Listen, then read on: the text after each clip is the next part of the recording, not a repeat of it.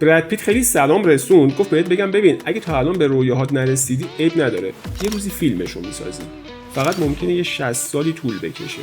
پس وقت رو تلف نمی‌کنیم، تو این ویدیو صاف میریم وسط پیست، قهرمان جدید فرمول 1 رو میذاریم زیر میکروسکوپ. سانی هیز نه ها، خود براد پیت، کسی که از بچگی آرزو داشته قهرمان فرمول 1 بشه، حالا تو 60 سالگی با سینما کامبک زده. تو فقط لایک و سابسکرایب رو بزن، فرمون رو بسپر به من، از مسیر لذت ببر.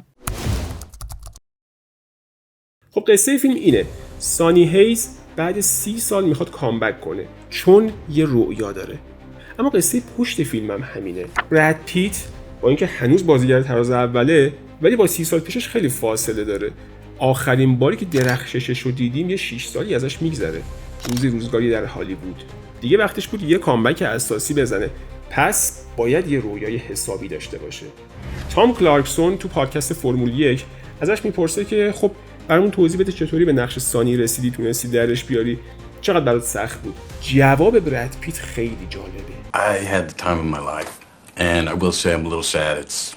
بعدم توضیح میده، میگه خب ببین من بچگیم تو شهر اوزارک بود دیگه، اونجا پر مسابقه‌های رانندگی، که حالا این داستان داره دیگه، برمیگرده به دهه 20 آمریکا، اون دوره‌ای که گنگسترهای منطقه برای اینکه بتونن از دست پلیسا توی تعقیب و گریز خوب فرار کنن مجبور شدن رانندگیاشون رو تقویت کنن. دیگه اصلا جوری شد که دیگه عشق رانندگی و برنده شدن اونجا ریشه کرد. واسه میگم من بازیگر شدم ولی رویای همیشه باهام بود. لینک کامل پادکست رو توی دیسکریپشن گذاشتم. حالا اینش جالبه، براد پیت خودش تهیه کننده این فیلم هم هست. سر همین خیلی‌ها دارن میگن اصلا این فیلم رو ساخته برای اینکه به رویای رانندگیش برسه. نظرت چیه؟ موافق، مخالف؟ یکی از همین دوتا کلمه رو برام کامنت کن. ولی به هر حال اولین بازیگری هم نیست که همچین رویایی داشته. جیمز دین، استیو مک‌کوین، پل نیومن، جین هکمن، اینا همه بازیگری بزرگی بودن که در کنار بازیگریشون به صورت حرفه‌ای تو مسابقه‌های رانندگی هم شرکت می‌کردن. منتها اینکه براد پیت هم از حالا به بعد بخواد رانندگی رو حرفه‌ای دنبال کنه، اینش معلوم نیست. تنها چیزی که مشخصه اینه که خیلی دنبال اینه که همین فیلم F1 دنباله‌هاش هم ساخته بشن. Would you like to see a sequel to Formula 1 the movie? Yeah, man. حالا سوال فنی که اینجا پیش میاد اینه، درخشید مگه بازیگرای این فیلم واقعا خودشون رانندگی کردن؟ این پشت صحنه تمرینای فیلم فرمول 1، حدس بزن که پشت فرمونه، چشماش به کنار، اسمو داری؟ خب میدونی که فرمون ماشینای مسابقه برای هر راننده شخصی سازی میشه، یعنی جداگونه اختصاصی براشون میسازن، اسم طرفم روش میخوره. یعنی میتونستن بدن یه راننده حرفه‌ای بیارن مثل بدل جای براد پیت رانندگی کنه، ولی به جاش رفتن فقط یه مربی استخدام کردن. اصلا ببین این F1 از این نظر خیلی فیلم عجیبیه، یه ترکیب رؤیایی از واقعیت و تخیله. همین تیم ایپکس که تو این فیلم میبینیم میدونی که اصلا وجود خارجی نداره، کاملا ساختگیه، ولی از اون طرف تک تک مسابقه‌ای که تو این فیلم داریم میبینیم، از اون گرند پری بریتانیا بیا تا گرند پری ابوظبی، همشون واقعیه، یعنی اصلا مستنده. خودم پشمام. ببین یعنی تمام این مسابقه ها تک تکشون تو این 2-3 سال برگزار شده، بعد فیلم هم رفته همونجا همزمان فیلم برداریشو کرده. مسابقه به مسابقه گروه تولید پا میشدن، کشور به کشور میرفتن، در روز مسابقه دوربیناشون جاهای مختلف پیست میذاشتن، کل مسابقه رو کامل فیلم برداری میکردن. اون وقت یه روز قبل یا یه روز بعد مسابقه هم میرفتن تو پیست خالی نماهای رانندگی بازیگراشون رو میگرفتن، بعدا اینا رو با هم دیگه ترکیب کردن. اینجوری شده که انگار سانی و جاشوا و این تیم ایپکس تو همون مسابقه ها واقعا بودن. ماشیناشون خیلی جالبه، واقعی نیست ولی واقعا ساخته شده، یعنی طراحیش اختصاصی مال این فیلمه، شاسیش مال فرمول 2، بدنش مال فرمول 1. خب ببین اساساً سینما یعنی همین دیگه، اینکه یه چیزایی رو از واقعیت کنار یه چیزایی از تخیل با هم دیگه ترکیب می‌کنه، مثل این یه ماشین، اینا رو کنار هم دیگه مونتاژ می‌کنیم که آخر سر سوارش بشیم که ما رو برسونه به یه واقعیت مهمتر، به یه حقیقت. راننده این ماشین کیه؟ قهرمان فیلم. پس اینجا الان خیلی مهمه که ببینیم طرف کیه، ما رو از کجا به کجا میرسونه.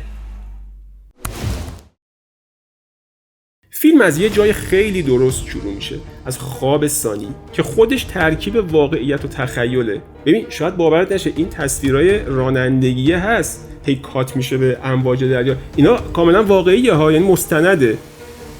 توضیح میدم، اینو بیشتر توضیح میدم.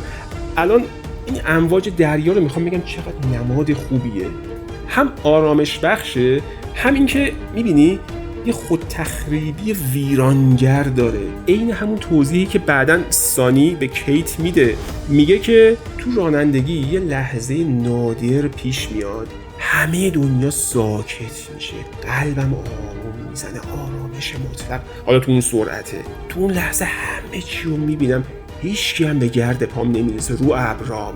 هر بار پشت فرمون میشینم دنبال این لحظه‌ام. میبینی همچنان این ترکیب واقعیت و تخیل، یعنی میخوام بگم حالا اصلا شخصیت سانی هیز بر همین اساس طراحی شده. اینم عین تیمش کاملا تخیلیه، یه شباهتایی به چند تا شخصیت واقعی داره. خود براد پیت تو همون پادکسته توضیح میده، میگه که ما گذشته سانی رو بر اساس زندگی مارتین دانلی طراحی کردیم. دانلی کیه؟ یه راننده فرمول 1 بوده دهه 80، گرند پری اسپانیا 1990 یه تصادف شدید میکنه، همون که اول فیلم تو خواب سانی میبینیم. یعنی گفتم مستنده، این دقیقاً تصویرایی که مال دوربینیه که توی ماشین مارتین دانلی بوده اون موقع. ولی تا همین جاش، برای اینکه خود آقای دانلی هیچ وقتی برنگشت به مسابقات. ولی از اون طرف راننده‌های دیگه بودن که اتفاقای وحشتناک براشون افتاده، بعداً کامبک زدن، نیکی لاودا، میکا هکینن و چند تای دیگه. به گفته خود براد پیت، نویسنده‌های فیلمنامه از همه اینا الهام گرفتن، در نهایت هر دستکاری هم لازم بوده کردن، نتیجهش شده سانی هیز، یه ازگل جذاب. نه آداب معاشرت سرش میشه، نه کار تیمی میفهمه، ولی به شدت باهوش، به شدت حرفه‌ای. این همون تناقضی که تو خوابش بود دیگه. همیشه هم داره بهش فکر میکنه، از یه طرف بهش امید و انگیزه میده، از یه طرف دیگه برای اینکه چون تصادف هم توش بوده همه زندگیشو ریخته به هم، جسمی، روحی، مالی، عاطفی، فلان، همه جوره. الانم میدونه این رفیقش روبن تیمش داره ورشکست میشه، اینو میدونه، اومده قمار آخر رو بکنه. اصلا این همین روحیه قماربازیش که خبرنگاران به رخش میکشن، این کارت شانسی که همیشه تو جیبش میذاره، اینا همون دستکاریاست دیگه. همه اینا برای اینکه در نهایت سانی از شر کابوساش خلاص بشه. اینه که آخر فیلم اصلا نه جام قهرمانی رو بالا سرش میبره، نه دنبال پول است، نه اصلا تو جشن قهرمانی تیمش شرکت میکنه. اصلا هیچ کدوم اینا توش نیست. کاین اون فقط دنبال این بود کابوساش آروم بشن. خداحافظ. ببین آره شاید تو واقعیت هیچ راننده واقعی این کارو نکنه، ولی خب دیگه به قول گفتنی فیلمه. مهم اینه که فیلمه داره به زبان داستان بیانیه‌شو برامون ثابت میکنه. و اون چیه؟ داره میگه که کسی که رؤیا داره هیچ وقت بازنده نیست. حتی اگه زمین بخوره محکمتر بلند میشه، کامبک میزنه.